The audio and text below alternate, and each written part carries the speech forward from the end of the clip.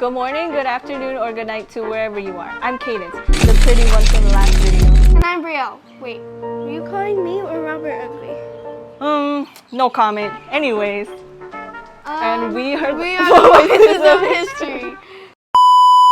Say, what did you guys talk about in the last video? Oh, you know, the basics, some vocabulary.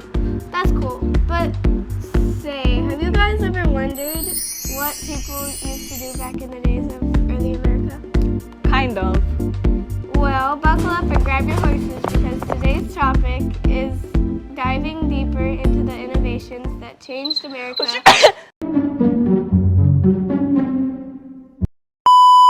As we all know, people didn't have Ubers back in the days, unless you managed to find a stray horse and catch a ride on that thing. I know, right? People used sloops, brigs, and clipper ships to get around. Basically the yachts of the 1700s. I bet it's all nice, but where's the Wi-Fi? I need that to survive. Me too. But back in those days, people had to work, and that brings us to our first innovation, steam engines. The first steam engine was made by Thomas Savery in 1698, but Thomas Newcomen in 1712 was the one who added improvements. Though the train didn't stop there.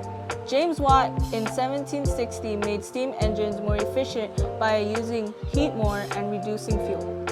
Wow, that was being done. Boats have upped their level, introducing the steamboats. These mighty fine prints have traveling on water faster.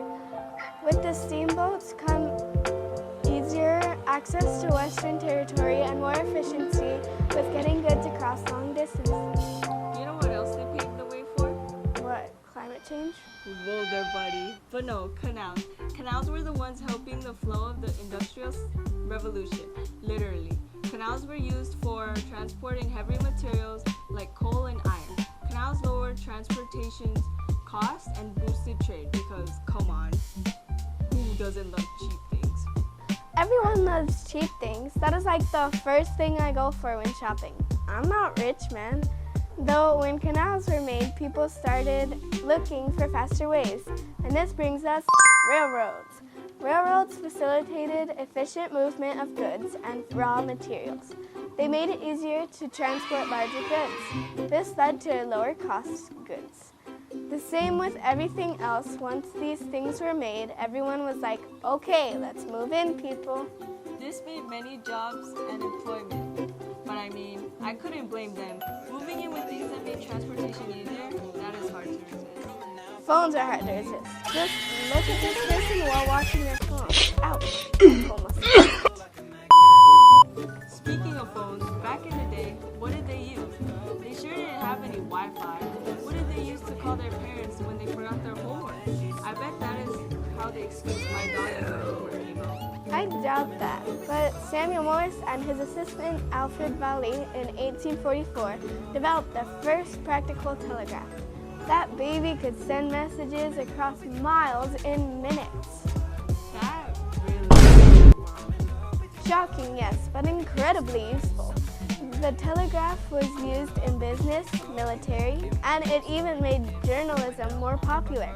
As you can tell, people news more quickly. Now speaking of communication, let's not forget the real game changer, the telephone. Alexander Graham Bell's invention in 1876 made it so that people could talk with each other over long distances in real time.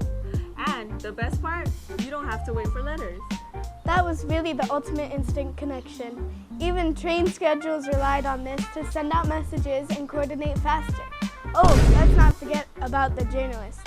They were really dialing up the news.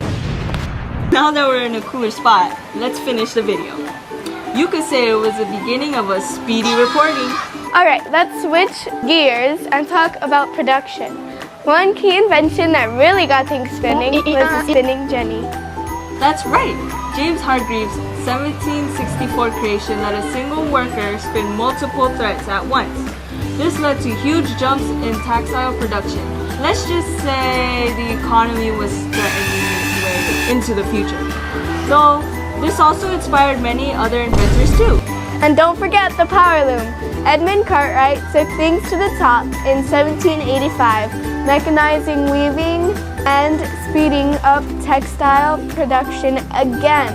It really helped reduce America's reliance on imported textiles. Though there is one invention that really sealed the show. That was Henry Bessemer's steel making process in 1856. Oh yeah, that really made mass steel production possible. Bridges, railroads, and even skyscrapers were being built everywhere. Since then, steel has been the backbone of the Industrial Revolution, improving certain materials for various things.